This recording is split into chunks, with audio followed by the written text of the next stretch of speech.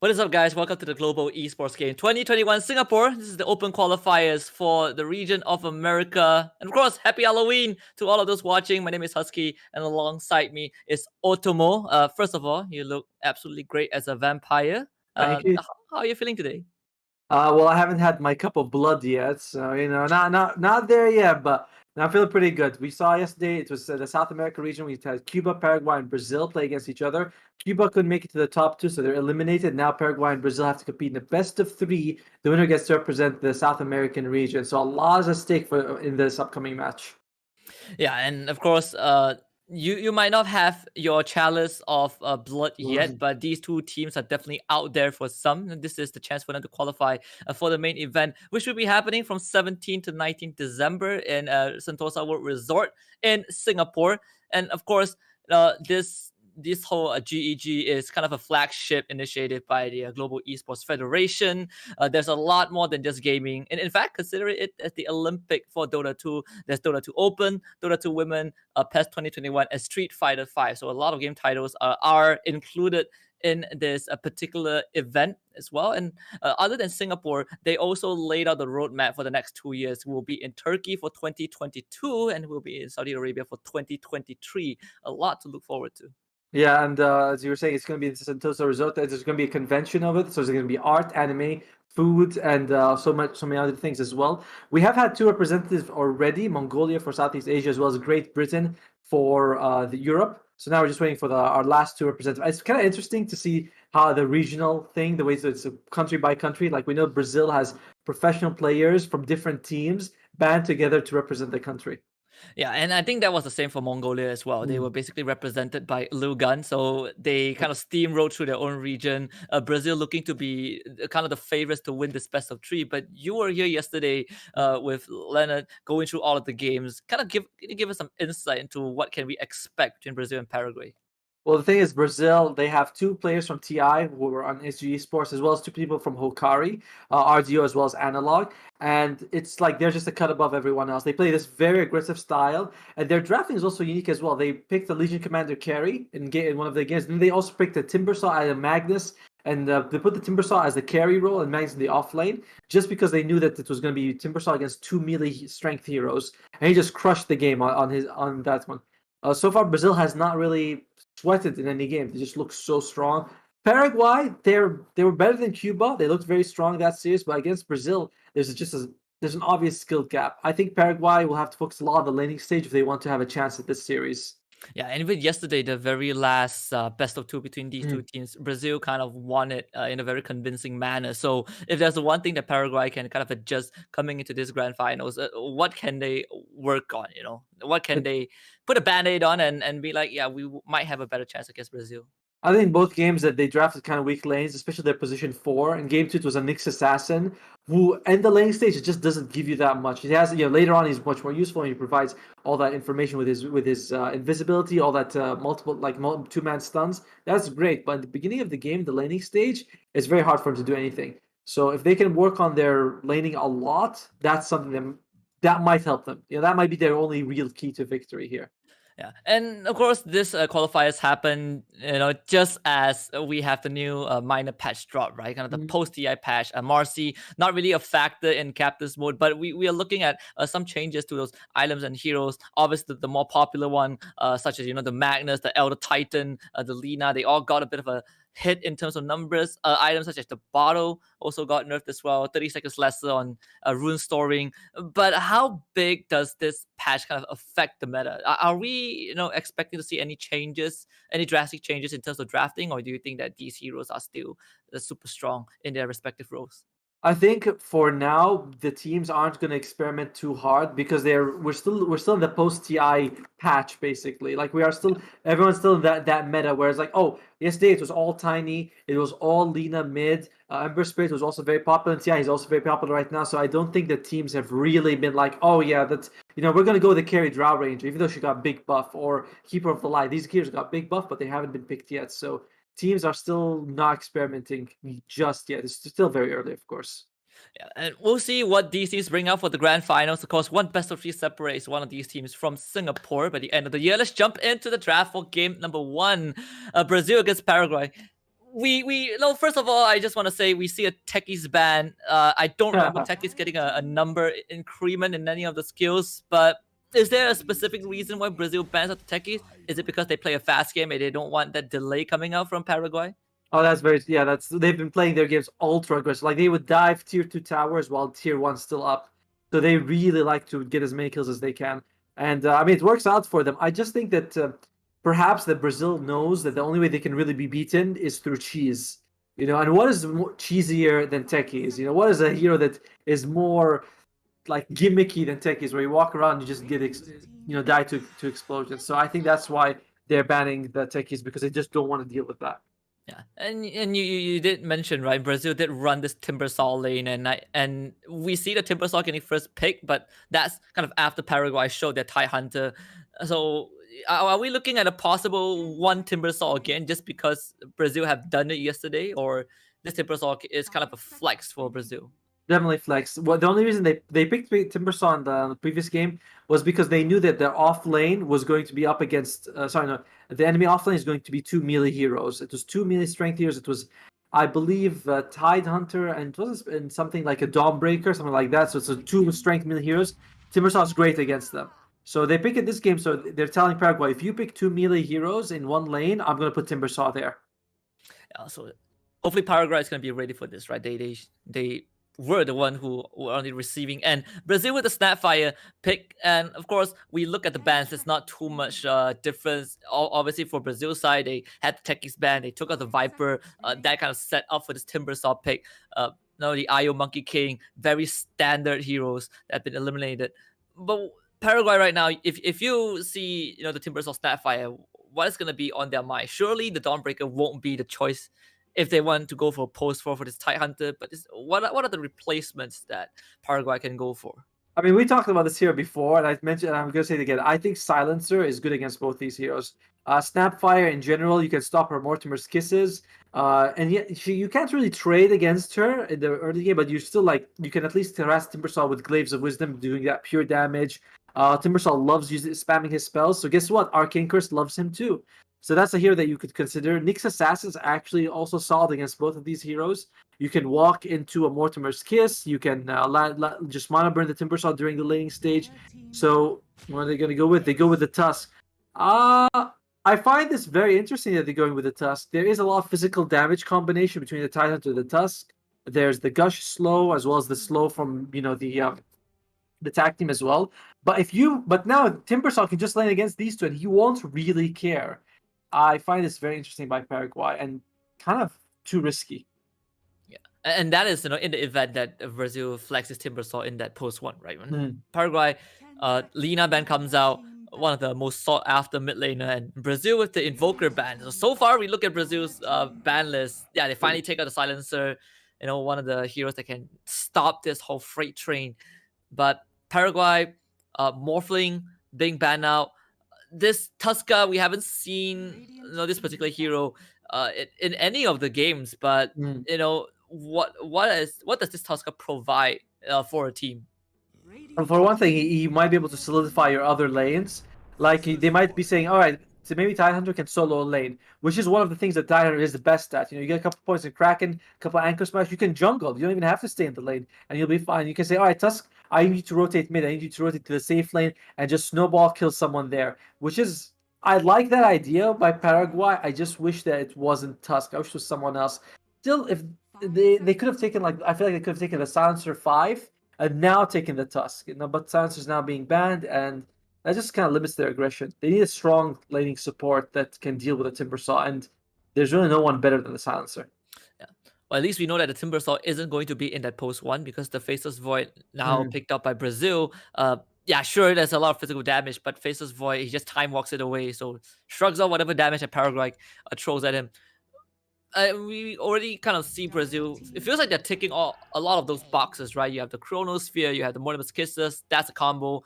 The team fight from Brazil looks pretty solid. Paraguay revealing that Bane as their third pick, and that does give him the laning part, but this Bane as a very popular pick right now. Yeah. How does he fit into the team? I mean, they pick him because he's a strong laner. Like, he's one of the best laners you can have in the game. Nightmare can stop any aggression that's coming at you. You can also brain stab just because it's it's like 600 HP swing if you use it. Phoenix Grim's also really great, but they do need someone who can actually do damage to Timbersaw. I kind of like the idea of a Drow Ranger. She can pierce through all his armor. There's a good amount of slows. Slark may not be too bad as well. You can use the ultimate to avoid Faceless Void. But you can't really trade too much against the Timbersaw early on unless you sort of get those stacks. Ursa's decent. I just think about that. What can you actually do to beat the Timbersaw? Because he also has a Snapfire backing him up. And there's not really much options because Bane, while he's a great laner, he doesn't set up kills as well for other people. He doesn't come up with a slow or a stun. And what are they going to go with? They go with a Jarakov. All right, pretty good hero. I'm assuming this Gyrocopter probably will put a couple points in just flat cannon and jungle. But he can also go points in Rocket Barrage in case that the enemy gets close to him. And Brazil going with that Tinker could be. You were talking about support Tinker earlier. This could be a support Tinker, could be a mid Tinker, but there's definitely options here with that Tinker. I feel like if you're Brazil, you probably want to look at it. Put it in mid, right? They ban out most of the heroes that goes well against Tinker, and of course, 2 more bans are going to be incoming. Paraguay, looking for the Bat Rider ban, so you might be right. But either way, it feels like this Tinker pick is pretty much protected. Your Yeah. Silencer, Invoker, Ember, they're all gone. I'm expecting probably a Voice Spirit band coming out, Storm, being the choice as well. Brazil taking that Okay. out, so it does protect the Tinker regardless of where he is, I suppose. Mhm. It feels like there's Um, no way to catch him, right? Like yeah. Void drops a Chrono, Tinker just starts spamming his rockets from 10 miles away. Yeah, I mean the really only what are the catches? It's Snowball and Tidal the Ravage. Like you have to get vision of him to land these. Zeus is sort of the option. If Gyrocopter was not picked, like they didn't have a carry, you could say Spectre would be pretty good in that situation. But other than that, there's not much global. Dawnbreaker gives you some global, but Dawnbreaker is tough to use against Faceless Void because you can't ulti into his Chronosphere. Like you did the healing, but you don't land. You sort of get stuck in mid outside the bubble waiting. So still Paraguay, they are going to need a mid laner unless they switch to Gyrocopter mid, which I think would be an interesting move for them. Yeah, they did ban the Death Prophet, so I think they are kind of anticipating Brazil to put this Tinker in a support role, as some to a certain degree. But Brazil, they banned out the Queen of Pain, so that Voice Spirit now is open for Paraguay if they want to go for it. But you kind of need a tempo controller, right? And I feel like the Voice Spirit probably is the best choice that Paraguay have at this moment. Yeah. But do they have a way to deal with the draft for Brazil? Faces Void, Tinker, Snapfire, Timbersaw, or is it just all about the Gyrocopter at this point? The sort of a bit of a lucky thing for Paraguay is that you do know that you're up against Faceless Void and Tinker. Both these heroes require quite a bit of farm. Who they're going to go with? They go with the Shadow Fiend. Well, that's the hero we haven't seen in a while. I don't think he got any buffs either. Another big global ultimate. By the way, they have decent global ultimates. Not global, sorry. AOE ultimates from Paraguay. They have the Ravage as well as the Shadow Fiend ultimate. Either one of these could hit a Faceless Void inside the Chrono and really limit his contribution. Shadow Fiend could also burst down Timbersaw if he goes with a Yule Scepter build, which is really their only method of holding him down. I like it. It's good team fight. Brazil now they're going to go with either their mid laner or their second support, depending on what they go with here. Yeah, and that kind of begs the question, right? We know Silver Edge right now, super popular item, and Shadow Fiend used to love that item a lot, and now with the changes, from the Crystallis and the Shadow Blade, do you think that it's possible this SF goes for the Silver Edge instead of the used build? Because it gives the same effect as Timbersaw, right? You break his reactive armor, you kind of like just hit him with your right clicks. So what's this pick going to be? It's going to be the Bounty Hunter, right? So it's going to be Tinker mid and track into rockets. Beautiful. Just god, that's going to be so much fun for Paraguay to deal with. Going back to your point about Shadow Fiend, I remember once I talked to the coach of Reality Rift. It was like 2 years ago, and they also had they had a draft very similar to this. It was a Shadow Fiend and an Ursa, something like that. And the Shadow Fiend was going for magic items only. And I asked him, I was like, why would he go that? But you're the coach, He says, there's no reason to double down on one type of damage. We have an Ursa for physical. We want the Shadow Fiend to do magical to give the enemy team more problems. If you both go physical, you can just build armor on the enemy side. So they have Gyrocopter for physical damage. I imagine if you're Shadow Fiend, you want probably to do the Yule's build with the Blink Dagger and just burst people down with magic. Yeah, that definitely does make sense. So we're looking at a Tinker mid. For sure. Yeah, how does Tinker do into Shadow Fiend? I don't think we see this matchup that often.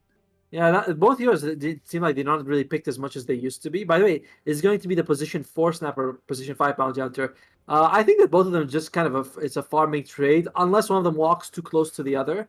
Both of them have pretty solid burst damage. Now that Tinker's max rocket and laser, Shafi maxes his raise. Either one who gets too close and they eat either the raise or the rocket laser combo, they could get killed. The question is, who has the better position 4 to rotate and give them kills? And it's definitely the Tusk.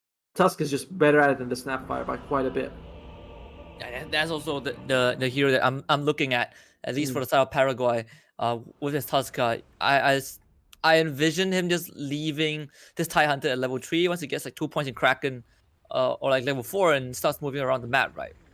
Yeah, I mean, I feel the same way. I agree with you exactly. Like that's how I would see it. Is that you get the Tusk with 1 point in everything. Level 3, he can leave them because if he goes up against the Timbersaw, he's not gonna be able to do anything anyway.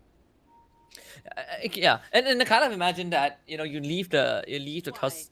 You will want to kind of contest the level 4 Water Rune or the level 6 the first power rune, just kind of make this Tinker's life hard. They do start it off with a 5-man smoke gang, and hopefully someone walks in, you can just get that gush kill. We have KJ kind of checking for that observer ward, but it's not gonna find anything. In fact, does know that there's a ward there, so Yeah. I'm kind of anticipating a D ward. Some time in the future. Do they actually have any sentries? I don't think they have any on any of their heroes. Yeah, That's not kind yet. of yeah. Plus, you can also deward it later for more EXP and gold anyway. And Paraguay really hoping to bait them into this, but Brazil's wise to it. And oh dear, Sapphire. Might have been caught out, but that's at the cookie. Jumps over the cliff. They're gonna throw the ice shot. Perfect catch from Kinji. This should be first blood. 2 razors and a couple of right clicks. First blood for Teolikor. For ADN, excuse me. I mean, this is the best start you can hope for. You get both bounty runes, you get that first blood. They need that, And by the way, you can already see the Timbersaw is going bottom. They want the Timbersaw to go up against the Tusk as well as the Tide Hunter. And first blood going over to the Shadow Fiend as well. So he's gonna get his bottle at after the first wave. So it's gonna put in kind of ahead of this Tinker in terms of that net worth ever so slightly. But if you're a Tinker, the laser rocket build, Shadow Fiend doesn't have the most HP to kind of tank that. So I suppose Analog is gonna feel fine regardless. Right, it's like it doesn't really have to. I mean, unless he walks really close, because you look at the Shadow Fiend, the first raise, it's really not much cast range. It's what 200 range. Unless you're a Tinker, there's no reason for you to ever be close to the enemy side, so they should be fine. And we are going to be starting with a bit of some ping issues here. Yeah. So they put the Tide Hunter, sorry, the Timbersaw into the Tide and Tusk, right? How does this Gyrocopter do with the Faceless Void? Is the lane going to be any better compared to them dealing with the Timbersaw, or it's just a normal lane for Gyrocopter regardless? I don't think there's any way they can actually they can kill him unless if you look at both sides. I feel like of all the heroes that can really get kills, it's going to be sort of the Tusk who makes the things happen, and kind of maybe the Timbersaw. Like if you put Gyrocopter against the Faceless Void doesn't want to go close because he doesn't want to rocket barrages to the face. At the same time, Gyrocopter doesn't want to get close because he doesn't want to take bashes to the face. So they both just want to farm safely. And it's a Bane and Bounty Hunter. These guys can't really get kills for the team. At least not early on. They're just fine. Yeah, interesting. They actually get 3 bounty ruins for the dire side. Yeah, I thought KJ was there from the beginning. He did have that observer ward, so you should be able to see this rotation coming in. He does want to trade against Kinchi, but I'm not really sure if that's the right choice. That's gonna be. He does have the shard, but he's just gonna let him walk away, at least for now. With the lane kind of shoved under the tower, it feels like if you're the Timbersaw, you're gonna feel pretty comfortable with at least the state of the creep, right? I mean, FCR hasn't put any points in his skills just yet. He's waiting for this Tide Hunter to show up in lane. He can just take Whirling Death or Timber Chain, whatever he wants to harass with him. But I think that this is okay for Paraguay as long as they take a Tusk to level 2, like level 2 or 3, and just get a Legend Rope. Let the Tide Hunter solo by himself. He has a point in Gush. He doesn't need to put any more points in it because there's no way you win this lane if you're Paraguay. There's just no way for you to win it. I like how Bounty Hunter just keeps taking his gold. I feel bad for Tusk losing all his gold like that. That's the worst feeling when you're playing against the Bounty Hunters, when he hits you and you have no gold and he takes away like the 12 that you have, and for Dio, he actually jumps in. Yeah. Of course, there's a lot of harassment. Look at the Bane, 2 mangoes in his inventory, so that constant brain sap. It's something that for now at least RDO and Teoliko can't really deal with, but they do jump forward with the cookie, kind of forcing this Bane back. If there's a Paraguay, at least in the safe lane, they would have a pretty decent laning phase. This Gyrocopter not really fearing anyone. And of course, Alu, he will have the Nightmare. So even if Faceless Void kind of jumps on top to him, you can put that Faceless Void to sleep. Yeah, well, I mean, it's just going to be a farm fest. For the best thing they can do for the dire side is try to get some stacks going, because they have both the Gyrocopter as well as a Tide Hunter, so they have really good people to take the stacks for their team. And we see ADN kind of pulling the wave in. Suppose that's kind of what you want to do against the Tide Hunter, right? You don't want to kind of lane directly against him, so the Tide Hunter kind of grabbing the way for himself. They get the homing missile on Totally Core, who takes it out with the little shredder. So very well done from the Snapfire. But and in the last hit department, it feels like this both that position one are doing just fine. RDO leading just by a bit, but we saw the Timbersaw just pick up the Soul Ring, and he's still kind of putting on that pressure against AD, and now with 2 points in the reactive armor, it feels like this Gush won't really matter too much from the TIE Hunter. Yeah, the Gush was basically just all it did was secure them the kill, and that's why I'm hoping he doesn't put any more points in, because we saw that sometimes Paraguay, they kind of double down on the lane stage. He is using the Gush to secure last, which I think is very interesting to see. It's like, I'll just spit on the creeps, and now he's got 2 points Anchor Smash now, so that'll help him jungle if he needs to. And KG, he's actually saving a skill point in case he needs to put it into the Shadow Walk or the Shuriken Toss. Gets to steal the Bounty Rune for his team as well. Yeah, he's looking at mid. I mean, ADN pretty low in terms of the HP department, so I guess a couple of goals stolen. That's the Shuriken Toss, but thankfully ADN has that Verifier, so able to escape death. This Bounty Hunter just cruising around the map, hunting for a couple of kills. But we talk about the job of this Tusker, right? Eventually, he probably would leave this TIE Hunter alone and go make some plays across the map. But right now, with this Bounty Hunter, is doing what Tusk wants to do. Does this Tusk have room to work with? They will still find KJ, but I don't think they can kill him. They lock him out with the Ice Shard. That is pretty much it. KJ still walks away. Yeah, he's just so damn fast. And by the way, Bounty Hunter is one of the best heroes to go up against this sort of lineup, because he starts out with 7 armor. I believe it's one of the highest in the game. Only Terrorblade is higher than him. So if you're Bounty Hunter, you're like, oh, Tusk and TIE Hunter want to kill me? That's cute. But mid lane... Oh, ADN in danger. They bring both the supports here. ADN turns around, gets the raise, but the laser into the face will secure the kill for Analog. It's... a little scary for them. I mean, but on the other hand, at least he's getting good CS on the Shafi. He's actually ahead of the Tinker, so that might be like, oh, you need people to rotate just so Tinker can get a little bit more farm. Kenshi though, it's I mean, I don't want to harp on the guy, but he has to. He's like the linchpin of everything for Paraguay. He has to perform.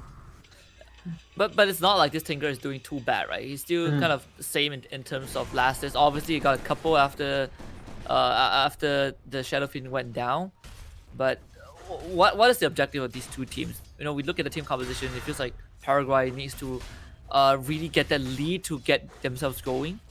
The good thing for them is at least they have very good team fights with both the Shadow Fiend and the TIE Hunter. So that's something that, like, if you lose the lane stage, which they're 2k behind 5 minutes, that's not a good sign. But you could recover. If you lose the lane stage, at least you have decent team fight from the Ravage and decent team fight from the Requiem. That's something you can look forward to. On the Radiant side, they also have pretty good team fights with the Snapfire and the Faceless Void, but the Faceless Void doesn't really want to fight. It's a much bigger risk for him than it is for the other two heroes. They found Teoli Core, lock him in with the Ice Shard, but there's no follow-up. At least they will find a courier. The boost and the sentry, of course, they put RDO to sleep as well. So no backup coming in from the side of Brazil, at least in that situation. This toss starting to move around the map. Want to get some kills, but we see KJ. He is ready in the mid lane, just in case there's some form of contest. Surprised that the Tusk is it's gonna show up. A couple of body blocks. ADN takes another rocket laser in the face. Has to pop the south to heal himself back up. This Bounty Hunter being quite a menace, and the Ice Shard not really positioned correctly, so Teoli Core will be able to get out of it. But at least they secure the haste rune. Oh, Kenji takes the haste rune for himself, finds a courier. Thinking about going for it, takes the laser and dies to the Janata. And doesn't get the courier either. Oh, the baiting is so good from Brazil's side, and like we keep saying it's all on our Tusk friend, our Kinchi, to do it. And he missed the Ice Shard, then he wanted to go and get the courier, and he missed that as well. And he takes the haste rune. It's so unfortunate for them. He might be going for Analog though. Hey. TP bottom to SCR, they get the Gush, but he does have the Chakra, and ADN it's gonna be cut down by those plays. The Brain Set doesn't have enough damage, and I think FCR, he's about to run away. A lot of stacks in that reactive armor, 24 stacks, just Timber Chains across that little crevice. So gets out with his life, and that's the TP from the Shadow Fiend. 7 minutes in, Brazil kind of making a lot of waves across the map. Supports come in as well. The cookie goes wide, but FCR is just gonna go in with the Whirling Death, and ADN will also lose his life. This it's costly for them. Like this is going very very difficult for them. The only thing that they can sort of look forward to is the fact that Gyrocopter Arima, who is I would say their best player so far in the tournament, he's getting free farm. Like this is the guy that if there's one guy you want to have a good game, it's Arima, and he is having a good game so far. Second in terms of CS, doing pretty well, but the other lanes are pretty disastrous right now. Tie Hunter though, if he gets level 6, maybe you get that Requiem on Chaffin at level 7 or 8, then you can maybe take a team fight. Until then, I feel like Paraguay has no place to make except they are doing a good thing. They are stacking, by the way. Yeah, but I feel like that is going to be quickly spotted out by Brazil. I mean, ADN, he's going to get the Arcane Rune, but if he loses his life, it's not going to be worth it. They have a bounty hunter on the tail, the Ice Shard. Oh, ADN trapped in a tough place by his own teammate. They had the Scatter Blast. ADN trying to run away. They get the Cookie and Lil Shredder. They finish off this Tie Hunter. The call down will come in from Arima, but he's not looking too healthy himself. Standing under the Observer Ward as ADN wants to get a couple of raises. At least get something out of this exchange. They already lost Kinchi. The Scatter Blast slow is going to keep ADN in place. Analog still dies to that right click from the Shadow Fiend. They dust up KJ. Puts it to sleep, but the raise. The damage gets negated because of that. And KJ, if he gets out, this is going to be pretty bad for ADN. They turn it around with Shuriken toss. ADN still raises him to death, but the Broly Core will get the exchange kill regardless. This feels like a disaster for Paraguay. And now FCR comes in. They fight Alu. This is a kind of a bloodbath. Kinchi rejoins but realizes that the Bane has to be surrendered to Brazil. It'll put FCR into a nightmare, but I think that's more like a sweet dream as Brazil picks up a couple more kills. Will we see a Chronosphere here just for this kill? I mean, overall, at least they got the kill on our friend the Tinker. That's the thing you can look at and be like, yeah, okay, at least they got the kill on the Tinker. Like don't get me wrong, it's not exactly the best situation, but at least they were able to get something out of it.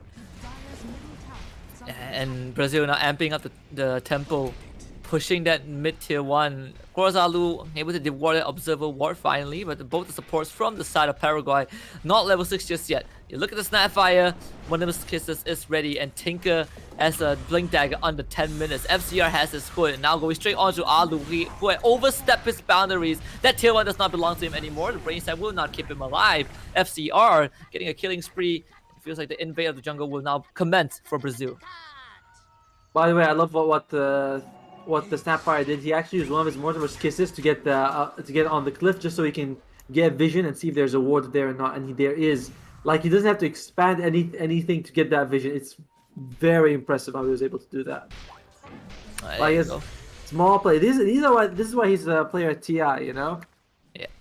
They even steal the stacks from Paraguay. So all of the efforts by the support, it felt like it went to waste, right? They wanted to stack for the Tie Hunter. He ended up dying, trying to go for an Arcane Rune. And then everything just went downhill. They lost the tier 1. Now they lose the entire triangle. Is there any place for the members of Paraguay to go? Because this Tie Hunter, his net worth is kind of abysmal. You know, just 200, no, less than 200. He's 120 ahead of this bounty hunter. The thing is, again, all comes back to the fact that Gyrocopter's farming well. That is the one thing where you can look at and be like, all right, Gyrocopter's farming well. Can he carry us? They might consider getting a smoke and trying to kill some value target. Preferably not the Timbersaw though. I don't think the Timbersaw is the hero you want to jump on. It's too difficult and it's too risky. And of course, if he jumps on you, you have no real choice in the matter. Oh, here you go. FGR, he's here. They got the snowball, but no wall is punched. And the TP in the Gyrocopter, so it feels like Paraguay, they really want to fight. And KJ tries to go for ADN. They will dust him up. Ice Shark keeping him in place at least. Feels like KJ doesn't carry. Now at the Phoenix Scrape, Arima, Rocket Barrage, drop the call down to kill off this bounty hunter, but FCR has already accessed the backline. Alu gets flinked on. Good snowball save from Kinchi, but it feels like the Chakra will still take him out. Scatter Blast a bit short in terms of range, but Kinchi is still going to be run down by FCR and the Rockets from this Tinker.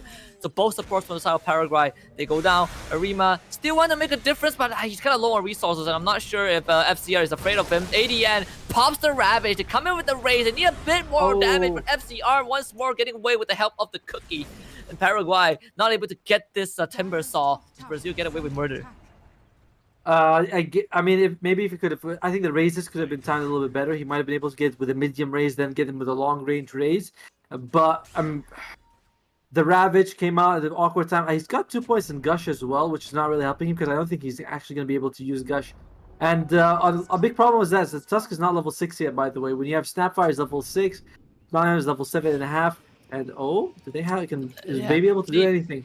There might be a setup for Requiem, but there is a cookie. And Analog is out. ADN forced to cancel his Requiem as Kimchi will try to come and help. But Analog blinks onto the high ground, gets a Shuriken toss bounce from that track. And Alu will end up being the one who loses his life. Even pops the smoke to try to get away. But you don't really get away from hit-seeking missiles across the track, providing vision for Analog to keep spamming those rockets. The goal are rolling in for Brazil. And just ADN, he really wants the Blink Dagger. I think he finally got it. But at the awkward timing with no Ravage available in Arima.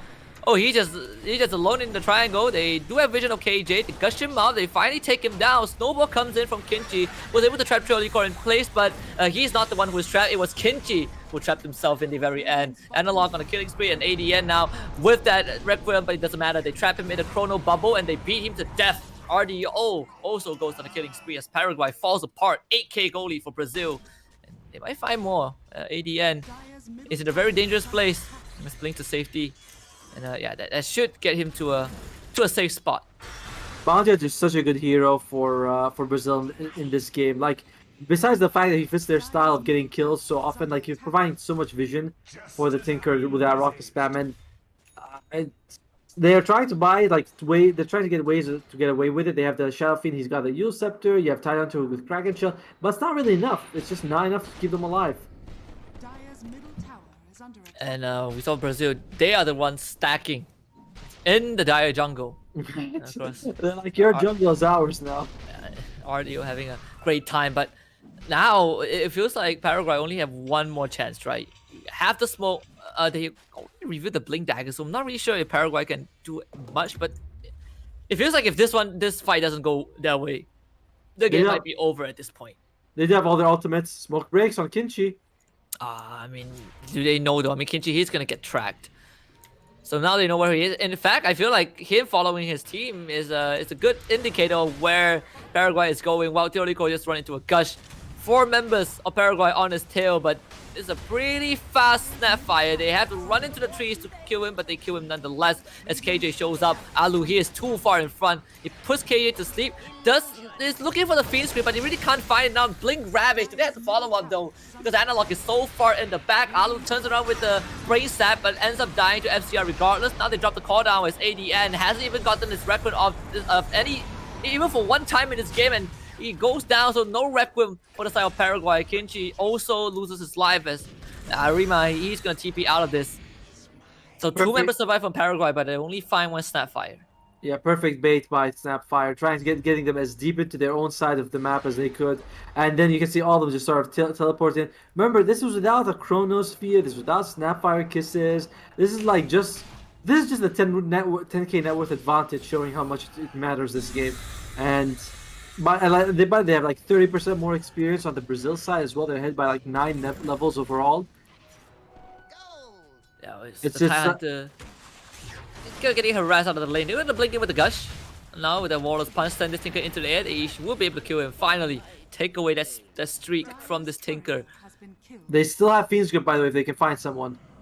And they do. They find KJ.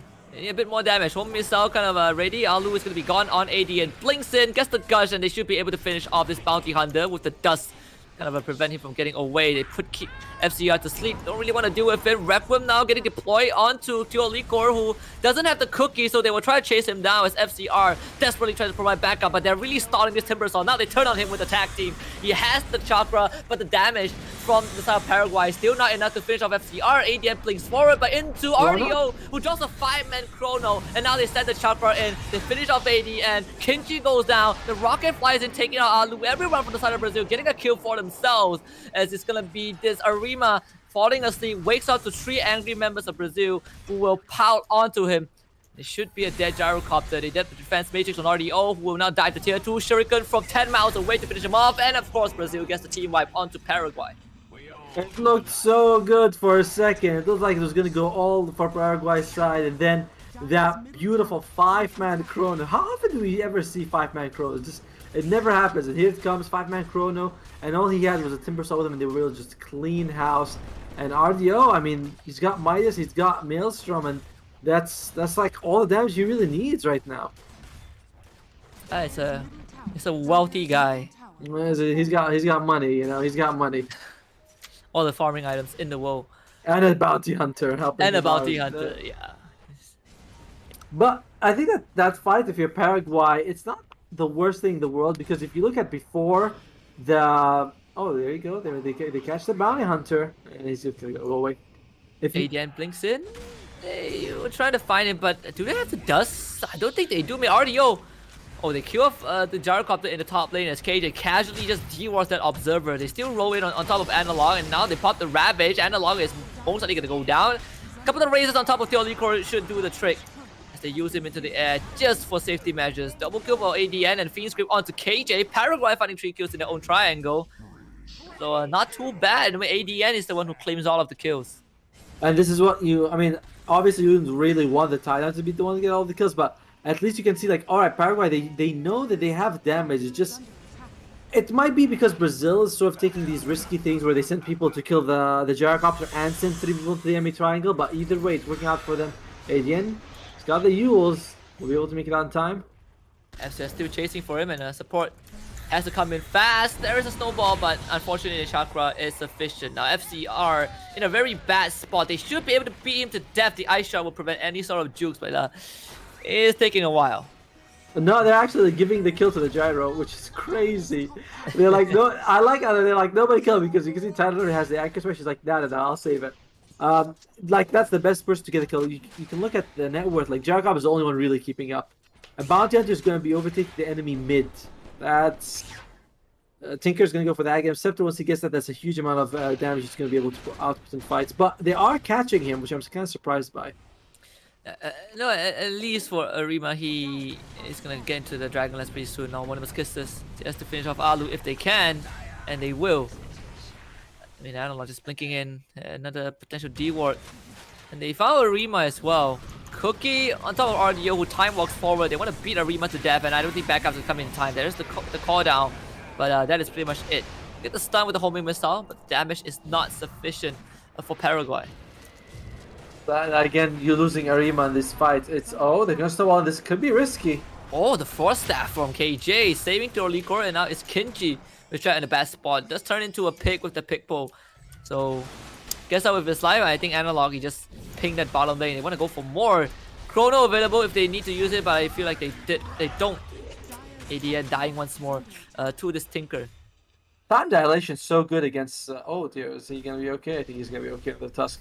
Time dilation is so good against Tide Hunter because it also delays his ultimate, which is already pretty long cooldown. Oh wow, that's okay. a Fiend Fiend Script, no damage. I mean, there's no follow-up from the side of Paraguay. I mean, Alu just gave up his life for nothing. Now they drop the Chrono. Oh, they find a free Tusk move, decided to snowball in. The Rep Whip a bit too late as Alu now buys back. Well, the Tusk also buys back, but Arima, he just respawned and he gets a bouncing laser in his face. RDO rejoins the fight. Trying to look for Alu, who puts him to sleep. They got to track onto ADN, so those rockets are going to start flying out. Alu probably going to experience that dieback alongside Kinji, who really wants to be a good teammate and help, but FCR will just Timber Chain out of the way, but they should be able to finally kill him off. Timber Chain, that one goes wide. They raise him to death. And also put this Faceless Void to sleep. And a cookie forward from RDO, who will now use the Time Walk and gets a Beyond Godlike. Now the Ravage comes up, but they only find Snapfire. RDO with Defense Matrix will just jump on top of ADN. Triple kill for this Faceless Void. And it feels like this game is pretty much over. 16k goal advantage with Kinchi now on the chopping block. Uses the pick pole to try to escape, but RDO is on the case. Time dilation to slow him down, and Analog will keep up with those rockets and laser. One more bash just to secure the ultra kill for this Faceless Void. I mean, honestly, it's still a better showing than yesterday, which just feels like a little bit of a mean thing. But like, Paraguay is doing better than yesterday. They have a little bit, better lane thanks to the Bane. They have the Tusk running around the map trying to create space. It's just Brazil is so good. Look at Paraguay.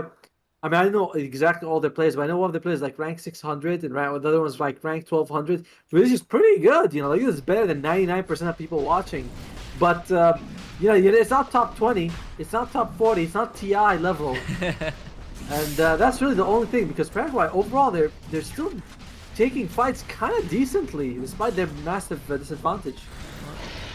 So we're looking at a pretty pretty low benchmark if you say that Paraguay are performing slightly better than they did yesterday. That's not Maybe fair.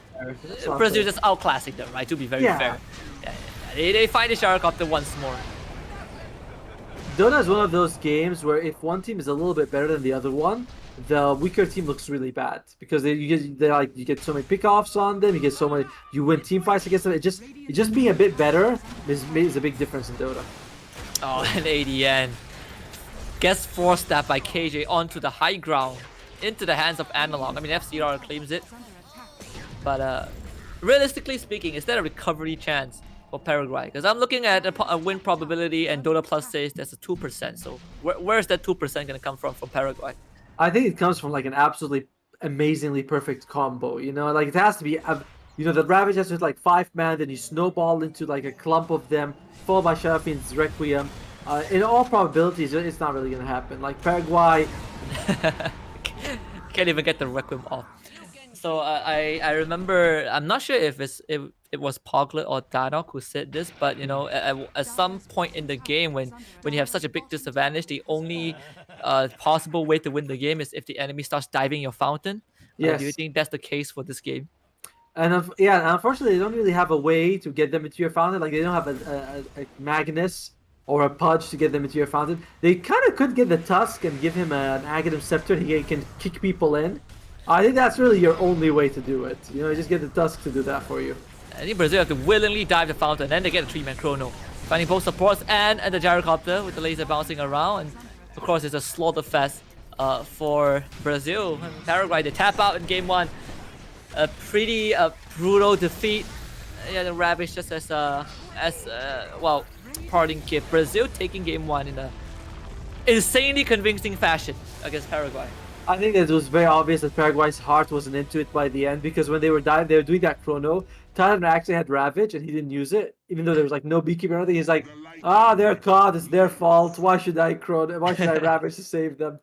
And it's really not much to say except the fact that Paraguay is good. Brazil is just a lot better, and we're seeing that play out every game. Like Arima, top 400 player, he's really good. He's just not TI, and that's what you're up against.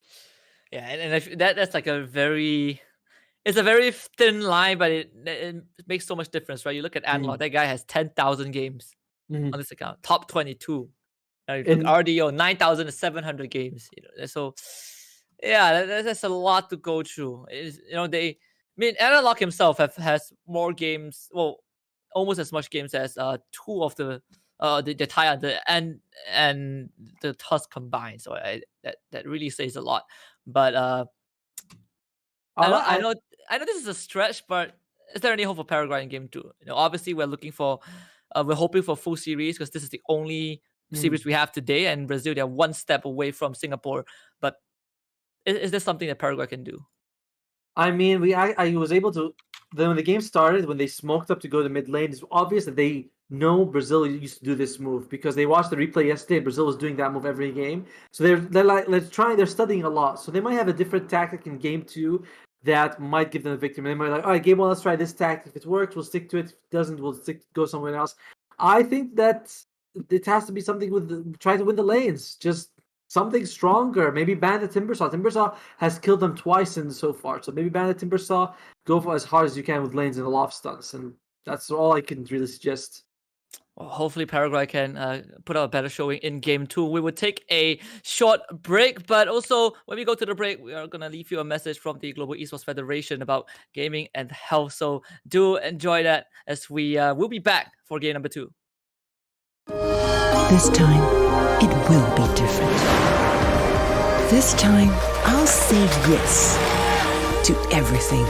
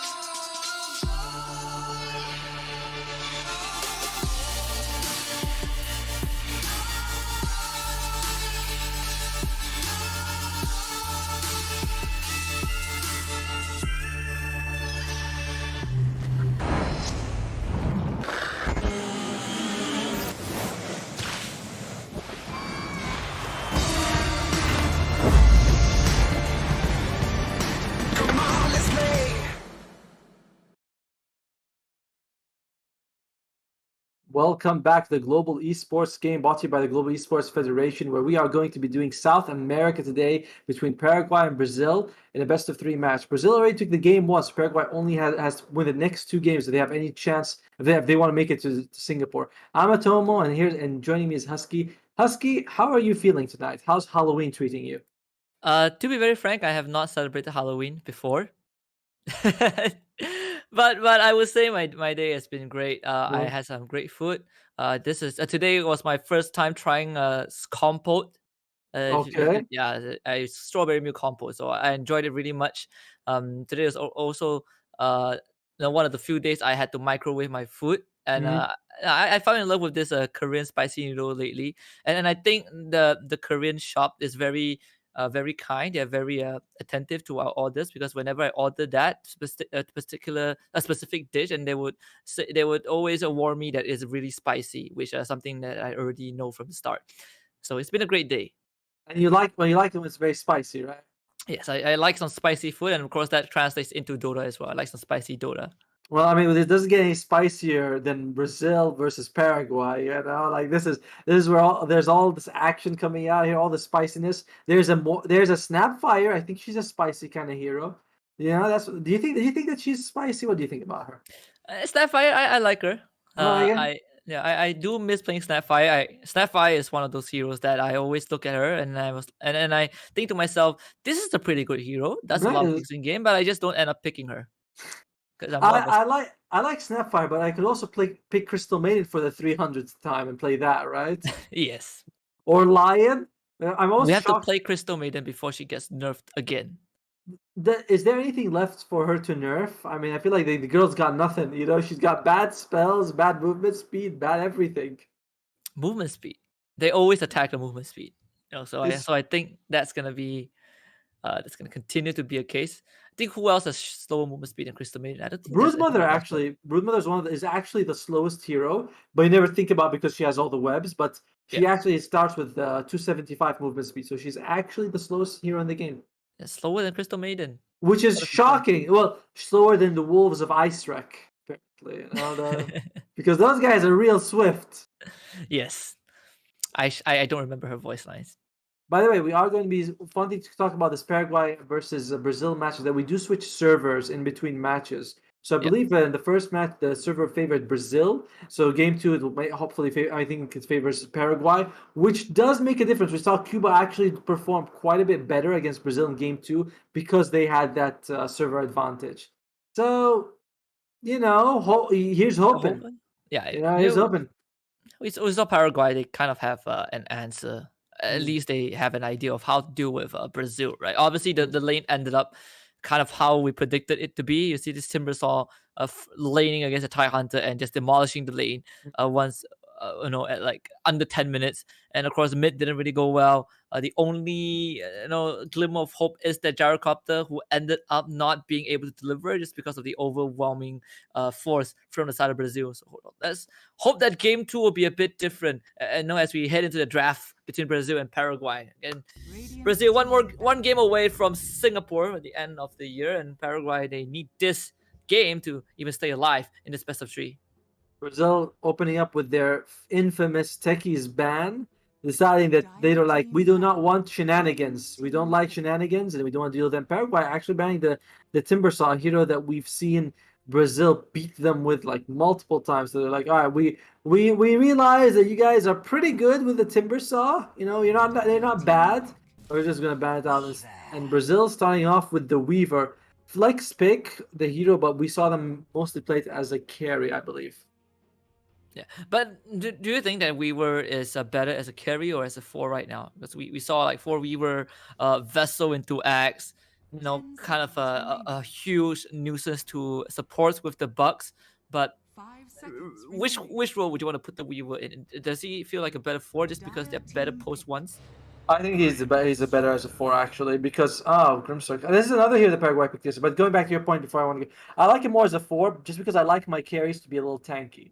I like a carry like a Medusa, a Spectre, an Ursa, something that can actually take a hit or two. Weaver gets blown up so easily that when you put a huge investment into this hero, he dies in literally half a second. That really feels bad when your carry is that burstable. As a 4, you get the Vessel, you get the Agams, you get the 9 strength talent. He's very tanky as a support. As a carry, he's not though. Yeah, no, Paraguay now with the Grimstroke Invoker, and of course Brazil responding instantaneously with the Void Spirit. So are we looking at this Invoker mid? Yeah, I mean, I don't think, like, I guess that you could kind of try and flex it maybe, but let's be completely honest here. It's not really going to come out as like a support Invoker in the end. It's probably going to be that mid Invoker. Void Spirit's probably going to be that mid as well, just because I don't think you want to put the Weaver as a 5. Unless you put the Weaver as a 1 and the Void Spirit as a 4. Flexible for Brazil, but if I was Paraguay, I think it's more straightforward. Don't try too much into the mind games. I believe we have seen Invoker 4 during the Europe qualifiers, but how good is Invoker right now in general? Is it a very specific pick, or do you think Invoker can still be kind of thrown out onto the table and still be good? I guess both teams are throwing out heroes that are flexible in the mid lane, like they're traditionally mid, but they can also play as a 4 with the Invoker and the Void Spirit. So I think that both teams might consider, all right, let's see what comes out next. That's what we're going to go with. Doom being banned out by Brazil as well as the Bloodseeker. We saw them, they do that the Grimstroke Bloodseeker combo yesterday with the double rupture because it's one of the few things that like works pretty well against the Weaver. On the other hand, though, Grimstroke is pretty weak laner. I feel like they might want to consider pairing him up with something like a Ricky, because together those two heroes are really strong. But Grimstroke without a hero that can jump in and take advantage of the Inkswell is kind of weak. So the bans are definitely a bit different from Brazil right now. Of course, Luna getting banned now as well. For Paraguay, they have the Ursa, the Mars taken out. I believe the last game Legion Commander was also on the ban list, but this time she's left open Paraguay with the Morphling ban once more to close out the second ban phase. Rubik, what are they looking at? What are they looking for? I think if you're Paraguay, you might consider Rubik, just because double Fate Bolt is good, double Lift is good, Steal the Weaver Shikuchi, very good. Like, there's good spells to steal, and there is like a good combo with the Grimstroke. And who are they going to go with? They go with the Legion. You called it, baby. Like double. I guess double duel is the goal here. And Brazil with the Pudge. So and the Silencer. Well, Pudge got a buff again. Of course, Jenkins is the happiest man in the world with the Pudge buff. Mana reduction, I believe, for the hook at early levels. All levels. All levels, right? So 135 to 110 is huge. Like that's pretty big in the beginning. And maybe this is going to be that Weaver carrying the Void Spirit mid. I have seen Silencer be played as an offlane. It's actually as a position 4 or an offlane. That's his highest win rate. That's where he wins most of his like more of the biggest percentage of his matches, because the hero is reasonably tanky as an offlaner, not exactly frontline, but he can do so much damage that makes him deserve the EXP. What are the chances we get a Pudge and a Void Spirit core and a Silencer core and then a Viva support? Mineral Spirit will be is Paraguay's choice, so his Invoker is 100% gonna go mid, just like you mentioned. But if you're Paraguay, what is the post one you're looking for against Brazil? Are we looking at a TB or a Medusa or something that can play fast like a PA?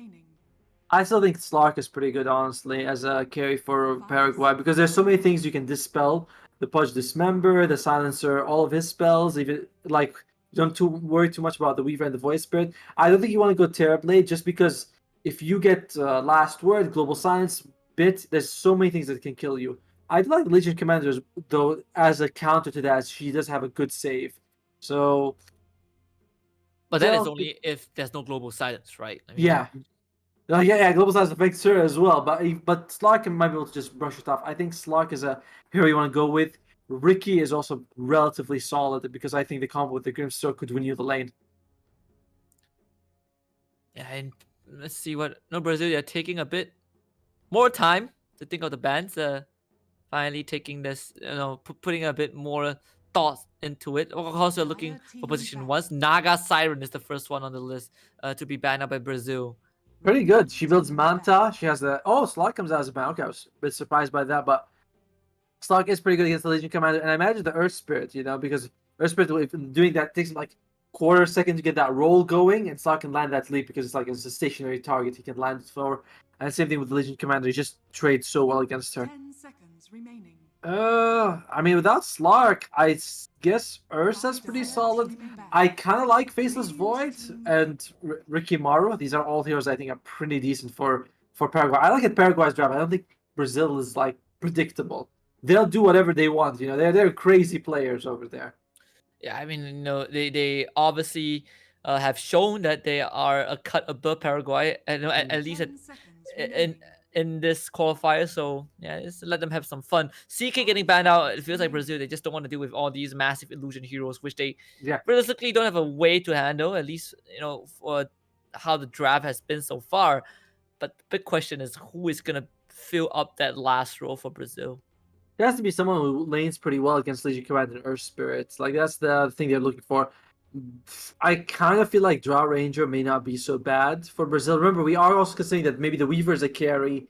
Maybe it's a position 4 and Silencer's the offlane. Pudge is a 5, which doesn't make much sense. Or Pudge is a 3, Weaver's a 4, Silencer's a 5. You still like it's very hard to be sure. Paraguay thinks it's a carry though, so we're gonna go with what they're thinking. And Ursa cannot be dueled, definitely. That would maybe be something that they don't want to deal with. Oh, Ursa's already been banned. Actually, Ursa's been banned a long time ago. My bad, sorry. Draw Ranger, I think I kind of like Draw Ranger as a pick for Brazil. I feel like they don't. I mean, they have some ways to get onto the Draw Ranger, but Brazil, I guess they have some ways to save their cores. Wraith King, X, Punch. You can buy the shard and just gobble up your teammate. Wraith King kind of sounds like a good idea. Wraith King is still in the pool if they really want to go with something like that. Medusa is also in the pool, and where did they go with? They go with Necro. See, I'm telling you, you can't predict with these guys. They just do whatever they want. Paraguay, though, they might consider going for Wraith King because again, he doesn't really care. There's no mana burn on Brazil's side, and he can just take the Reaper side and just rise up again. Not the best combo with the Grimstroke, but at least you do get the double stun. So I'm liking Wraith King quite a bit. Yeah, but if the Weaver kind of goes core, isn't that the mana burn from Brazil already? Oh, the 20 mana break. Yeah, that's true, but I don't think that Wraith King is probably going to be meeting Weaver for a while. And if he does, like you can get the shard, you can carry a mango, you can have a full magic wand. There are ways for you to still have your mana up. So the Weaver mana burn is there, but it's not the biggest mana burn in the game.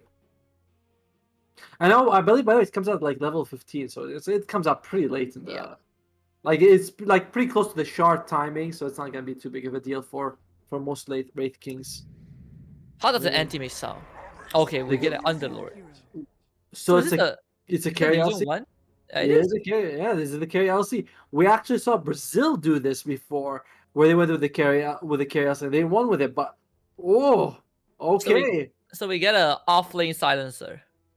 We get an offlane silencer. We get a 1 Necro. It's gonna be the 5 Pudge, by the way, the 4 Weaver, the 1 Necro, like I said, the mid lane Void Spirit just going crazy. And Paraguay, they're besides the carry Legion Commander, everything else is relatively standard. 5 Grimstroke, 4. Is this a mid Underlord? Yeah, I think it is. Oh no, they have 2 players named ADN. Oh, right. It's a little confusing. It's like they are 2 ADNs, or it's gonna be the mid invoker, and they're offlane. Just because 2 ADNs on one team is a little confusing to. Oh yeah. Without the hyphen.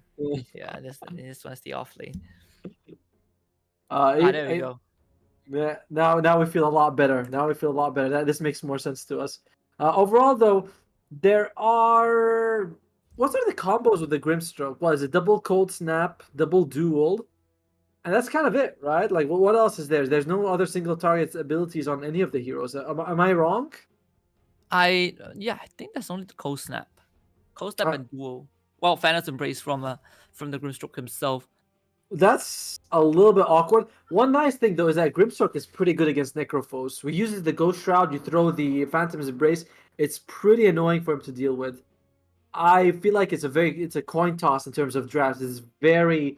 how often do you see carry Necro and carry Legion Commander in the same game, and 5 Pudge being played? Overall, Brazil's probably going to take it just because they're the better team, though. I mean, do they really have a way to deal with the global silence? I get that, Legion Commander, he's going to get the shard regardless, but it's not really a Manta builder So you feel like you're relying on that BKB, right, to get rid of the Yeah. global silence.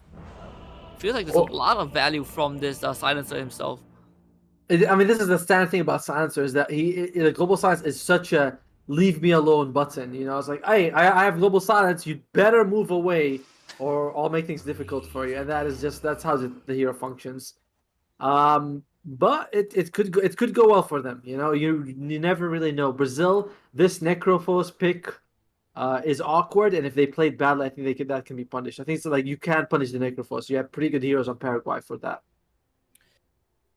Nah, so what are we looking for from the side of Paraguay in this game? Now, what can they do to kind of give themselves that lead over Brazil? I think you have to get the Vessel on Invoker. Vessel is really good this game. I mean, you're probably gonna go up against like an Aghanim's Weaver, Yule Scepters on the cores, but it doesn't matter. It's still a credible game to get a Spirit Vessel on. Invoker cannot farm. He has to move around the map and make space. Underlord will bring a lot of control. You get a few arrows going, and it'll be very difficult to bring them down. Greaves, Pipe, and you remove a lot of damage. You have a decent heal from the Legion Commander. Kinchi has to play the same role he did last game as the Tusk. Just roam around the map. Hopefully he does better this game than last game, because honestly, his impact was a bit lackluster. And Alu, I don't like the Grimstroke pick overall, because I just don't think they have enough combos for it. But if he play, like, you can get that Phantom's Embrace could do a lot of work for you this game. Against Pudge, against Necrophos, it could be pretty good. It's a tall order. There's a lot of boxes for Paraguay to kind of check, right? Yeah. Because when you look at Brazil, I'm like, there's nothing to say about them. As long as they play like Brazilians, they're just so strong.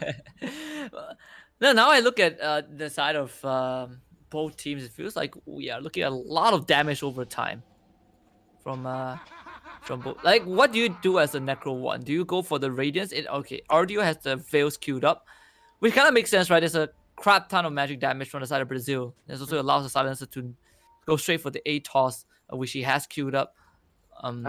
Interesting ward being planted by the Weaver. Yeah, Necrophos, what was it? I don't feel like Radiance is fine, but you don't really need more damage. Just by staying alive, spamming your Death Pulse and the Heartstopper, that's a lot of damage as it is. So I feel like Necrophos would probably prioritize living, get that use if you're up against Spirit Vessel. Get yourself like maybe, I don't know if he's gonna go Greaves. We actually saw him yesterday when he was playing the Magnus. RDO played Magnus carry. He went for boots. Arcane Boots, Blink Dagger, Force Staff. Like, he did not play it as a traditional carry with damage, and he can do that, I think, this game as well. Off lane Silencer, baby. That's a thing. That's gonna be a thing. That's gonna be so much damage for him, by the way. So with Silencer into this Legion Commander, which I guess Silencer doesn't really care about the press the attack, well, I mean, Legion Commander, excuse me, doesn't really care about the Silencer. It's because you have to press the attack. Most likely with the hook. Well, they will find the Earth Spirit, and of course, there's a Big Brother analog is there. Nice, level 1 boulder smash, he's dead. Yeah, that's a +2. One of the few scenarios that you probably want to get level 1 glaives. And yep, I mean, we were actually talking about this and saying that how you build Silencer before the stream happened. And I was saying that you want to take an early point in glaives just because any kill you get is extra spicy. You take 2 intelligence, you get 2 intelligence. By the way, it still says 4 with talent if you hover over the icon for the permanent intelligence. I wonder when that's gonna be fixed. Yeah. Well, I suppose since this is a kind of a core Silencer, so the glaives make more sense, right? If you're a support, you probably won't be trading too much, but FCR is getting absolutely shoved out of lane. He's getting bullied.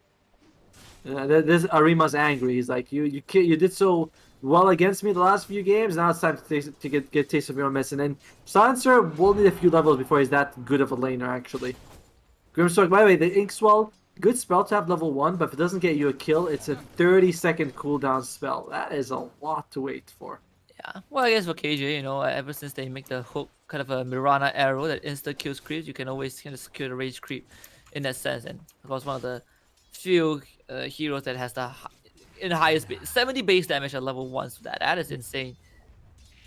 Every time I look at the bottom lane for Paraguay, I keep thinking, yeah, Brazil's gonna win it. they have a Necrophos as well as a Weaver up against 2 melee heroes. So you can see like Weaver's just punching them in the face, and Necrophos just does that a lot of damage just by staying alive. But Weaver here. Well, they'll try to trade with him, but Kinchi, I'm not sure he wants to stay. He realizes that, well, that's not really what we want to do. Top lane to get the hook, I believe. Arima does take out KJ, but it's kind of a trade for the Silencer, who now kind of tries to stand his ground against Alu, but he's running out of health. Has the last word, he's gonna use it. He will try to trade with this Grimstroke. He might win, but there is the Fairy Fire, and Alu barely surviving that. So overall, a good trade for Paraguay. They killed both the Pudge as well as the Silencer, but they did lose 2 intelligence on the Legion Commander. Legion Commander, she's not the smartest girl. You know, she doesn't have a PhD. RDO, he was pushed under the tier 1. Yeah, it's a decent trade, but he was the first one who gets the kill, so I guess it's a bit more worth for Brazil in the bottom lane. At least Kinchi gets all that solo EXP though, so it's still fine. Kinchi's gonna get that fast level 3. Gonna have 1 point all of his spells. Maybe help him roam around. Like on your roamer heroes, like the Spirit Breaker, the Tusk, and the Earth Spirit, getting them levels is just as important as the offlane. Getting them like that fast 3-4 makes a big difference. No, it seems like Anima, he is doing okay so far. You know, at least in the last department. Middle lane going the way of the Void Spirit a bit more. Let's get the cold snap from ADN, but it's not gonna make too much of a difference.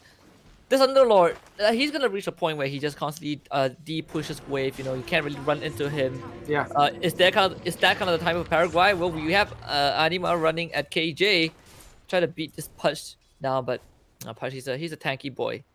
Interesting that that Silencer, that FCR is completely forgoing the Arcane Curse, going for 2 points in Glaives and 1 point for Last Word.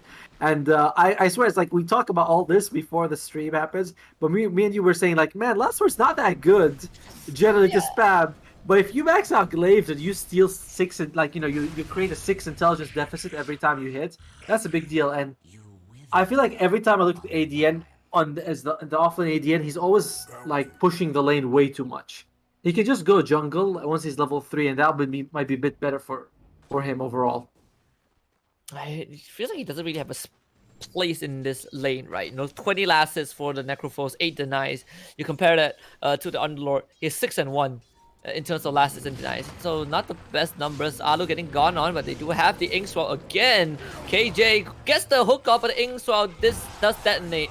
They will get the kill regardless. Arima does trade back. There's a +2 for FCR, and now he has the Legion Commander running at him, and feels like there's an inevitable trade, but he can't really do too much. Middle lane, there is a gank as well. Arima trying to get away. Well, we turn our attention to this Void Spirit, who will assimilate to safety as the Legion Commander almost goes down to the last words. Yeah, I'm not sure that was like worth. I feel like Earth Spirit really needs to consider going top, because like that's probably where he can do the most damage. Bottom lane, it's a dead lane. Like all you can do is say, "Hey ADN, just farm safely and don't die." Like that's all ADN can really do in this lane. Oh, they found Teal Core, Cold Snap Tornado. That's a kill. There you go. That's why you should go mid lane if you're Earth Spirit. But yeah, if he goes top, he's a great Inkswell target. And Grimstroke, he's maxing out the Inkswell, going 2 points in. It really gets a lot better at level 2. You know, damage increases, the stun duration almost doubles. KJ looking for target again. Well, at least he's just clearing out the camps. It's Fee farm. It is one of the nice thing you were mentioning. Like it's like the Mirana arrow. You can just go and catch the biggest creep and get so much EXP out of it. And he's like, he's the same level as Arima, who's the enemy carry. He's actively taking the camps. Well, Kenji once more the boulder smash does not slow down Analog. So again, another time to kill this Void Spirit, not really falling through as the top lane. So much aggression. At least on KJ, he is actively seeking for anyone to kill, and it seems like Alu is in a really bad spot. So just get the Inkswell, but I don't think they want to fight this. They will try anyways. Anyone walks on forward, gets the Inkswell off with the FCR, and immediately backs off. Yeah, that Alu looks like he's trying to save for that Tranquil Boost. If he dies now, it's gonna be very awkward for him. And Arima, they need help top lane. Like oh, looks like the Spirit is coming top though. Can they get a roll? It's not gonna land on KJ, but they did silence him. Now press the attack for Arima. The Inkswell going off. Kinchi will lose his life as FCR. He's gonna go for more. The Arcane Curse. Will it be sufficient? Don't know. Arima stays alive, and the last words will detonate in time. Another +2 for FCR. 10 intelligence, 6 minutes in. And I mean, now last word, like his intelligence is what he's got 80 intelligence right now. Of course, 16 of them is stolen, but that's a big deal when you're sitting at 80 intelligence and you look at Legion Commander. She's sitting at what 28. Oh man, like last word actually hits like a truck with all this. So by default, he has like what? He has 68 intelligence. That's a lot of damage. And they lost the bot tier 1. That's I think you have to accept that. And oh, here we go. Yeah, they really want FCR there. They root him down with the Pit of Madness. As Arima, he is running and he gets hooked. Arima's trying to block that hook so he makes sure that it doesn't like go to the silencer and didn't, but still costly for them. In the meantime, though, well, it's just RDO's having the time of his life. What's he building actually? But he hasn't. He already used his repower. Did he get a kill with it? Oh, he did. Yeah, it was on the Underlord, I believe. Top lane again. They are looking for Arima. Hooks him back. It's gonna have the overwhelming odds, but that's gonna be another +2 tornado. EMP. They will fight FCR. At least that's a decent trade for the side of Paraguay. Now they get silence on top of this Voice Spirit, who will use the Resonant Pulse, but it has the Inksaw explode on top of him. Now they'll use him on the Rolling Boulder. Oh, Kinchi rolls backwards, misses that as KJ will get a free hook onto Alu, but see the damage though. The Simulate from Analog looking for Alu. The Aether Remnant goes wide, hits onto ADN instead. Now again at the cold stab and earn to finish off Analog. Still Lee Corona joins to fight with the Swarm. They get the dust out on the ADN, who will have the view on top of him. KJ with another point blank hook to get him into his grasp. Some extra kills for Brazil. Kinchi probably going to be making out of this one safely, but Arima in the bomb lane, level 5. RDO level 8.5. Arima is going to be level 6 here, but I don't know if that's... Oh dear. Oh, what? And a hook from KJ. And there's another +2. Oh, just realized that everyone on the side of Brazil still stats. If they pick a slug, it would have been perfect, you know. It's still strength, you know, you stack strength, still agility, and you still intelligence. And also, if you die against Reaper's side, that's next. Like, death is extra punishing on Paraguay's side, because you either get long death timers, loss of intelligence, or you give the enemy bonus. Like, there's... Maybe if they replace the punch with Undying would be better, right? Now you still strength. No, what they should do is put Pudge as a 4 and get Undying as a 5. You know, then it's like... Then you get, like, the permanent and the temporary strength gain. ADN, how's it? Oh, alright, this might be something. They do catch up onto him with the Pit of Malice and they root him down. They need a couple more touches, and of course the roll in from Kinchi plus a tornado from ADN. They'll finally get themselves the kill on this very annoying bug. A good kill, but also a bit of space for the Brazilian side here. Arima, what's he got? He's got level 7. He's building into a blade mail. He's only got phase. By the way, what is this trend that no one's buying Magic Wand anymore? Like, seems like a lot of people are just saying like, nope, no more Magic Wand. No, Analog finds a kill, Global Silence, and that's a Deader Spirit. 18 intelligence stolen by FCR, while permanent one is gonna make it 20. Jesus. That's 2 intelligence per minute. Well, it's a 1 kill per minute, if you think of it that way. It is insane how much he's been able to get off on this silencer. He's also going to go for that Rod of Atos just so he can hold people down, you know, punch them in the face. And look at that, KJ taking out the biggest creep. I love that. He's like, all right, I'll just take the biggest creep I can find, no problem. He gets a trusty shovel on the way out. Yeah, KJ just got his Atos. So, is it too early to say that Paraguay is losing control of the game? Well, they find FCR. It's a tornado, Rain of Fire, well, the Firestorm. That's ADN getting pulled back by the Aether Remnant, and it seems like he's getting abandoned. Good 3-man tornado, not the great Grimstroke up and into a stroke of fate. The Inksaw about to explode. Reaper Scythe from the back as RTO gets the flank off the Q of ADN. No one dead yet on the side of Brazil. They all get out with a slither of health as Alu getting ran at by RDO. Pops the stick charges, turns around with the stroke of fate, takes out FCR. Even if he goes down, he doesn't want to make the silencer any smarter. But it's 3 for Brazil, and they get Arima as well. They dismember him. He does have the duel, but I'm not sure he wants to use it. And KJ will hook him back, giving Brazil the 4th kill. And ADN becomes the last man on the chopping block. Bloody block from Teolikor. And ADN is a pretty tough guy to kill. He should be able to wriggle his way into 3 lines, but RDO still chasing for him. This fight a bit extended. They get the dust off. Because ADN, he will also join the fight. Tornado EMP catching on the 2 as Kinchi now running away from this Weaver.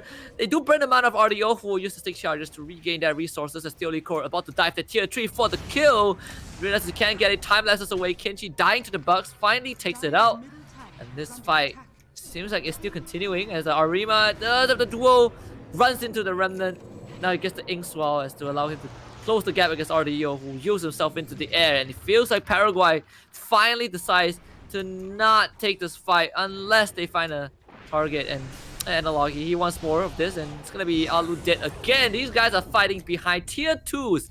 12 minutes in, Global Silence now out. Another no +2 for FCR, and rolling boulder into a pit of malice. They finally get the press the attack, but no do for Arima. He needs the target. Finally finds it onto the Necroforce, but need a bit more to burst him down, and that's the use from RDO. Hook away from KJ. He survives a Tumbler's Toy just to gain some extra distance. Theolico with Shikuchi out. This fight is finally over, and it's Paraguay losing more than they should have.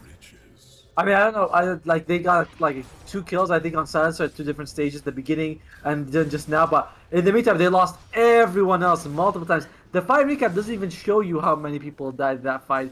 I thought Arima was very ambitious to go from the back to try and get a dual kill, like to try to get a kill on someone. He saw the Silencer was low HP. He's like, oh, maybe I can get a kill. But it's Paraguay is just being split apart. You know, they're just not taking fights the way they want to. So I'm looking at the fight recap, right? So I don't know if this makes a difference, but the Invoker pressed quads 42 times. Oh god. We have 6 hooks. You know, we have 2 arcane curses, 11 death pulses.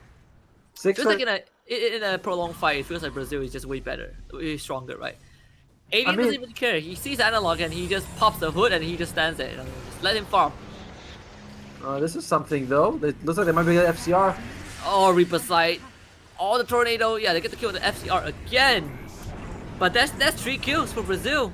I mean, 3 for 1. I'm guessing FCR is not gonna be bothered about that. So you know he hasn't been getting much intelligence for the past few minutes. Still has 22 though. They need to find a way to get the Underlord involved in fights, because like he has been involved, he's 0-4, but feels like ADN is not too invested in sort of, you know, taking the front line for his team, taking some blows. He could buy an infused drain drop, maybe just a fluffy head, just get some HP going for his team. But instead, he's kind of playing separate by himself, and I don't think that's the way you need your offlaner right now to be your shield. Yeah, it seems like this is just Paraguay running themselves into a brick wall, trying to find something. Or maybe it's just Brazil forcing the occasion. KJ on the high ground. Oh, force that forward, misses the hook. And there we go, Global Silence cancelling the duel, preventing it from happening at least. Inkshot does go off. KJ really burning down. Finally takes a dip into the grave. They get the roll of the Theolico, who will still chase down ADN regardless. The other ADN finally joins the fight. Pit of Malice on Theolico, who time lapses away. They have the earn charges on the Kinji, and Theolico now finds a double kill with the Arcane Curse from FCR. They get the ADN Remnant to pull this Underlord back. Veils on top of both of them. Another +2 for FCR, and Paraguay loses 4. 3 fluffy hats for the Silencer. Yeah, this is what you want to go with, right? Like, he's got all the intelligence. Look, Rob Atos gives you what, 12? He's got another 10 coming out from the power trade. He stole 26. He's like, yeah, I don't need anything else. I just need to survive. And holy crap, you know, you don't see the 3 fluffy hats. Is he gonna make? Yeah, he's gonna make a 4 staff at least with one of them. So that's good. That one makes sense. The other 2. What else can you make fluffy hat? Orb of Corrosion? Is there anything else? Falcon Blade. Falcon Blade. Oh god. I still feel like ADN could have been there sooner in that fight. Like, he went to bottom lane, he walked all the. By the time he got there, Arima was dead, and so was the Invoker, the other ADN. So like I said, I don't feel like the Underlord is playing with his team right now. Yeah, he's all alone, and you know the Brazil, they smell blood. They see him in the middle lane, and they are about to go on to him. Oh, they can't actually find him, at least for now. They're looking for Theoli Corridor. They get the dust out. Good roll from Kinchi. They silence him with the Phantom Embrace, so he can't really time-lapse away, and the EMP will blow him up. Yeah, and again, ADN just kind of doing his own thing. The farming the enemy jungle, trying to, and loses great. He's trying to make a pipe of insight. That will help for his team. There's a good amount of magical damage coming from the enemy side.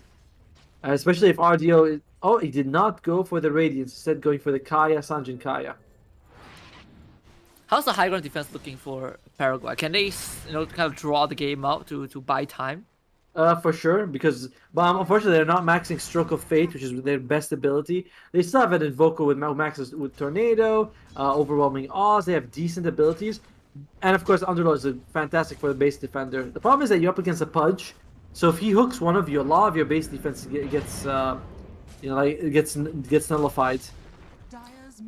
Is it Blind Hook, KJ? Blind Hook or no? Arima finally gets the Blink Dagger. Oh, the Observer didn't. Well, it broke the smoke regardless. Oh, that's unfortunate. Arima has a Blink Dagger, so perhaps that's going to be an opportunity for Paraguay to make something happen. The Hugo to Alu not connecting. As I believe they find someone at top. Oh, and it's ADN. Oh! He actually used both his TP scroll and his ultimate, and now they're both on cooldown. Ouch! Is really wanted to get out. Yeah, it's like that's the only way you can really think about that. Like that is painful to see, unfortunately, for the guy. Well, they got a Nether Shaw, so that should be good if they give it to the Underlord, just so he can survive those bursts from the side of Brazil. Meanwhile, though, Grim's, I mean, it's interesting to see Grimstorm maxing the Phantom's Embrace. Usually you see maybe 3 points in it to get that 3 hits. But he maxed it completely. He might be going for that Phantom Embrace talent as well. Which I think he's dead. Oh, well, yeah, of course. I mean, there's that as well. Oh, Kimchi! Oh, here we go. The buyback. Good hook from KJ to keep the Silencer alive. They get the Tornado, and FCR dies to Overwhelming Odds. They get the Grimstorm ultimate on both the Void Spirit and the Punch. Silence up with the Phantom Embrace, and ADN finally joins the fight, root them down. But let's see Paraguay. Do they want to continue this? Feels like they have no intention of resuming the fight unless KJ has something to say about it. The Frost Staff poke at ADN. He just came back to life, and they will execute him. And puts him down in the grave for a bit longer. Almost 60 seconds dead. A decent idea by Alu to actually buy back and use his spells. But problem is that he wanted to do his combo and the tornado came out at the same time. Oh, ADN! Ooh, let's get out. Made me sweat a bit. The problem is that as he was doing his combo, the tornado came out and you're like, he was finally gonna do that the back full Phantom Embrace combo, but it did not go that way. Oh, they found KJ. Oh, they ate the Remnant Sunstrike. Is it enough? Yes. 3 damage from Arima, and he gains damage, but he loses intelligence. I guess that's what you call all brawn, no brain. When you lose that much INT and FCR, he's going for more. He has 32 so far. This guy is capping at 141 intelligence, including the stacks from the glaives. And again, like the last sword is only level 1, but once he starts putting more points into it, like its damage will more than double because of that. Oh, it is very, very difficult. I'm looking at Legion Commander, which I actually can't see her intelligence. I'll have to wait until she comes back. Yeah, he has 36 intelligence. So that's about 180 extra damage from Silencer. So he has, the Legion has 423 mana. That is all of my Legion Commander games tell me that 423 mana at level 12 is a bit under. It's a bit below average. Well, 507, but still below average. Get the crucial out though. Wow, there's 2, and there we go. Another duo. Oh, they say to only go Sunstrike. Oh, the damage doesn't come through, but at least they get the kill. Now they gotta get up from this fight at FCR. He's running down Kimchi. That's a +2 again. Arima slowed down by the rod. They are just gonna chase him down. Another +2. This kill goes over to Analog, but for FCR, it's all about intelligence. This guy is a mad scientist. 40 stolen intelligence. Permanent. He's got 140 always. No, I mean, wait, yeah, like he's got 140 always. Oh God. It always feels like he has he has so much intelligence. You know, you kind of felt like he has the +4 intelligence talent is still there, but he's gone. I wonder if he's gonna go for the shard. By the way, oh, yeah, okay, all right, then.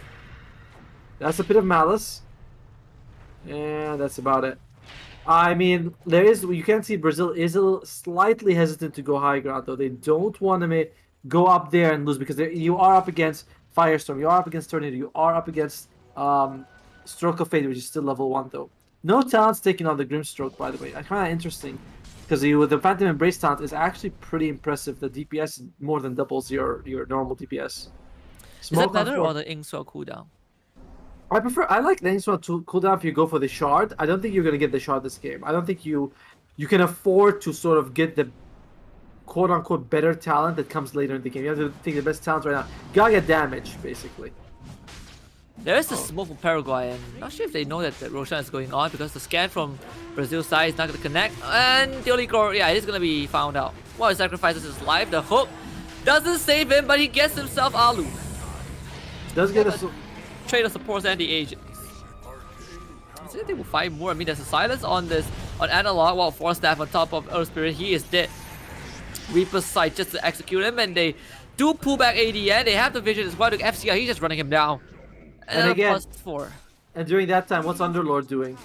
Is in the bottom lane. Is that what is he like? I don't understand why they're not playing. Like, if Underlord's there, I don't know if I don't think it's gonna make that big of a difference, but it could. He could ulti to save his team. They could get a pick off, and then he like gets them out. But instead, Underlord's doing this solo style thing, and it's really costing his team a lot. And it's costing him a lot. Oh, that's a global silence. You can't even ult out even if he wants to. Another +2 for FCR. Like, I don't want to harp on the guy and say like, oh, what's he doing? But this these plays by ADN, by Underlord ADN is it's not how what you expect most offlaners to do, I guess. Oh, by the way, when the Earth Spirit comes back, I think we need to look at the mana. We only has a Meteor Hammer. We got Arima, a good duel. This Sunstrike should do the trick. Beautiful. Like, Arima is, you know, Arima and Invoker, Alu, they're all doing their best. No, that is not actually not yet that he's back. And yeah, he comes back to life. They lose ADN, but you know, there's something. Kinchi shows up, another +2 onto Alu, and yeah, this Spirit has 423 mana. He is about to lose 2 more intelligence. As the kids say, enough for me, do my power, you know? And then ADN just sort of standing there, like he could actually like, he doesn't seem to really care. And the +2. So here's a unofficial compendium prediction. How many intelligence will the Silencer have by the end of the game? Are we like The permanent one. oh yeah, obviously. 60 at least, I'd say. You? I'm a bit ambitious. I think 64. No, that's not much. I thought you'd be like, I thought you'd say 70. Okay, 70. Oh, okay, alright. I mean, if he gets to 70, that if a Silencer gets to 70 intelligence in any game, you know that the game is pretty much done. Like, he's officially a 4th core for the team. I mean, oh, what a hook! What a hook! Yeah, he's gonna lose his life for this. What a hook! Small That price cost him to his pay. life. Global silence used. They will find the end. Yes, they should be able to. Tornado used. There we go. 80 instead. Well, Rima has 80 damage. Well, I do think that the shot is actually good for the Grimstroke this game because you can use it on someone. If Global Silence comes out, it does dispel them later on, which is pretty good. They're trying to save ADN, who has the hood, so doesn't get executed, but still goes down. So FCR at 54 intelligence. Only got 2 from that fight. I thought he got more. Right? It feels like he should be in the middle. But one of the things I find is that Glaive, the distance to get intelligence, it's not that big. 925 is actually kind of small. You have to be pretty close to your victims most of the time to just get any benefit out of it.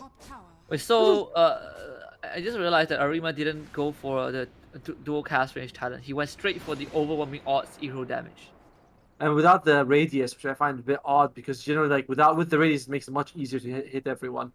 But Yeah, overwhelming odds, it's pretty big. It's pretty big anyway. If it had the cast range, would have done so much more. Whoa, what Oh. about the Olikor? Sunstrike, there's the use to save the Olikor, so he should be fine. And now Arima might pay with his life to run away. Has the bugs on him, slowed up, but the Ghost Shroud roll in from Kinchi. They really want to get Arima out and kick him away. This is what good supports do, even though Arima still loses his life as FCR comes in to get another +4 intelligence. And he's gonna bring himself to 60 after this kill. And actually didn't get it. Is it too far away? I think he is. I'm feeling better and better about my bet already. And now we're at 58 only. In the meantime, both ADNs trying to push out the lane just because they know that there's really no point in defending without their full team. 24k ahead for Brazil. This is match point for Brazil. Brazil wins this and that's it. They go to Singapore. And I think they are ready to book those tickets. As yeah, that Rax is gone. Well, they are doing decent damage to the mid tower. I guess that's something, but Invoker might need to get back now. Yeah, running away with the Ghost Walk. And Kinchi, did he roll in? Oh, yeah, he did. So that's going to be another +2 for sure. Didn't get it? What? Didn't get. I told you 925 is pretty small. Like you think it's big, but it's not. And all right, Underlord's here. Looking for a fight. Arima goes straight for KJ. Ran away to save it. Good soul bind. The global silence is not going to prevent the damage from coming through, but they have to meet him running onto both of Arima. Meanwhile, FCR, he's butchering the backline. That's 62, make it 64. They get the execution. Of course, he toss on top of 80 and will bring it to 66. As he is hitting that, and we get a GG from Paraguay. They tap out 56 to 20. Of course, Brazil, they're going straight to Singapore. And you were closer with the 66 intelligence stolen, so congrats on that. And I mean, it just did not really feel close the entire series. It feels like the whole time Paraguay Brazil just had it in their hands very convincingly. Like there's just nothing that we could look at Paraguay and say, oh, they could do this. I mean, Invoker went for the vessel. I thought that would be the best thing he could do, and he did. It wasn't enough. He ended up 88. Arima, I think, played pretty well. Alu did kind of decently. Kinchi roamed, but you know the offlane wasn't going quite what you were hoping for. And on Brazil side, RDO had free farm. Look at Analog. Look at RDO. Look at FCR with the 24 kills on the silencer. It's the true position one for sure. And like when I like when he was hitting them with the glaives, and you see 150, 153, 154, and I was like 156. I'm like, that's a lot of damage. That's a lot of damage. Gaben gave him the growth bow, so his attack range is longer than his intelligence steal range. Oh, that no wonder like he wasn't able, because sometimes he'd hit them and they'd walk and they die right outside. And you're like, well, no intelligence for you. But incredible performance by the Brazilian team. Like I'm thinking, did Mongolia have a team as strong as this? Lugan. So 1 versus 4 basically in that situation. I mean, they have the entire Lugan team, so that's something, you know. We are gonna kind of see. I mean, obviously, you know, for the side of Brazil, they have TI players, and Lugan. I think the last they played was a lower division, so that's something that's gonna be interesting. At least we get the DPC teams clashing. I mean, that's a gap though. Like, you know, you got like one really good player against 4 basically, and like the Hokkai players are no joke. Audio and Analog are top 40, top 20. Like we talk about SG's TI play, but Hokkai is just as impressive. And I feel like I didn't see Great Britain or Mongolia play, but I cannot imagine that they can actually match Brazil at this point. So your favorite right now is Brazil going. Despite not knowing what the other team has, which is kind of crazy. Like that sounds so arrogant. Like, but Brazil just looks so strong on paper. Like, how do you actually? What other nationality has as many good players as this? Yeah, I guess in the representatives, we probably look at Mongolia and think that they have the second best chance. I mean, Great Britain also have decent players, right? We are looking at Tanner, we're looking at we're looking at T Governor, you know. So Great Britain, they also kind of had decent games, but obviously during their qualifiers, they did drop a couple of games in the group stage. So maybe that's something that kind of worries everyone a bit more. But with that said, what is the biggest takeaway from the series? Obviously, you know, you look at Paraguay, they got absolutely rolled over by Brazil. But if there's one thing that we can look at the series and take away, and what would it be? I think that you have to look at Brazil and realize that maybe that you can't really draft against them. Like we're looking at the way they draft. They draft really crazy stuff. Carry, Necrophos, Carry, Timbersaw, offlane. Like they're just playing offlane silencer in this game. I think that if you are another team, you should focus on your core strat and not try too hard to like out-draft Brazil. It just doesn't look like it's possible. They play very aggressive. They play with weird drafts, and that's something you have to know going forward. Yeah, well, that kind of sums up the qualifiers for at least America for Region 3. So we have locked in Mongolia for South Asia. We've locked in Great Britain for Europe. And finally, for America, at least, we will have Brazil representing their country to go to the main event in resort. Well, what World Resorts Sentosa in Singapore from 17 to 19 December this year. So within 2 months, we'll see them at the main event. But there's a lot more coming. We have the GF Festival with the GF Con, which is convention. We have art, with culture, with food, music, and of course the video games. A lot more titles coming your way. We have Dota Open, which is this one. We have Dota Women. We have the PES 2021, of course Street Fighter 5. So everything coming into a melting pot near you in Singapore. So any last words before we sign off? I just wanted to say, on behalf of me, Husky, as well as production, thank you all for tuning in and watching. It was a lot of fun. Next week, we're going to be doing our last region, and then we'll have all of the representative ready. So we'll see you guys hopefully next week. Have a good night. Stay safe, and we'll see you guys soon. This time, it will be different.